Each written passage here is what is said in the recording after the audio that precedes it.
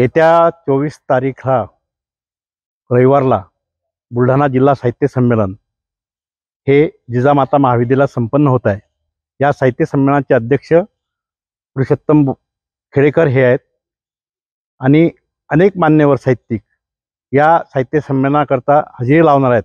या साहित्य संमेलनामध्ये साहित्यिक मंडळींना पुरस्कारसुद्धा देण्यात आलेला आहे। त्याचप्रमाणे जे एखादा कलावंत किंवा एखादा व्यक्ती बुलढाणा जिल्ह्याचं नाव जर कमावत असेल तर त्यासाठी बुलढाणा भूषण म्हणून आम्ही यावर्षी श्याम टीव्हीचे जे निवेदक आहेत श्रीकांत घुले पाटील त्याला आम्ही बुलढाणा भूषण म्हणून पुरस्कार जाहीर केला आहे। त्याचप्रमाणे सदाभाऊ खोत यांच्या पुस्तकाला 12 मास हा साहित्य पुरस्कार दिलेला आहे। त्याचप्रमाणे प्रकाश पोरे यांच्या पुस्तकाला 12 मास कृषी साहित्य पुरस्कार दिलेला आहे। असे मान्यवर जी मांदेआळी या साहित्य संमेलनात हजेरी लावणार आहे।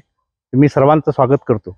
नमस्कार बंधुजनो, बुलढाणा जिल्हा हा साहित्य व सांस्कृतिक परिवाराने आणि संस्कृतीने समृद्ध असा आहे।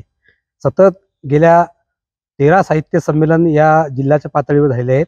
हे येत्या 24 डिसेंबर 2023 रोजी बुलढाणा येथे 14वे बुलढाणा जिल्हा साहित्य संमेलन संपन्न होत आहे।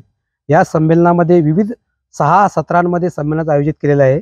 यात उद्घाटन सत्र, समारोप सत्र याशिवाय 3 परिसंवाद, गझल संमेलन, कवी संमेलन तथा कथाकथन यासह सकाळी 8 वाजता वामनदादा कर्डक स्मारक परिसर येथून ग्रंथदिंडी सुरू होणार आहे आणि त्या दिंडीचा समारोप ताराबाई शिंदे साहित्यनगरी जिजामाता महाविद्यालय बुलढाणा येथे संपन्न होणार आहे।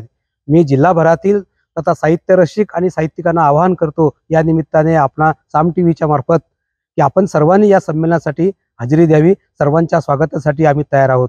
बुलढाणा जिल्ह्यामध्ये 14वे साहित्य संमेलनाचं आयोजन या ठिकाणी करण्यात आलेलं आहे। 24 डिसेंबर रोजी या संमेलनाचं आयोजन या ठिकाणी करण्यात आलेलं आहे। ताराबाई शिंदे साहित्य नगरी जिजामाता महाविद्यालयाच्या प्रांगणात हे संमेलन होत आहे।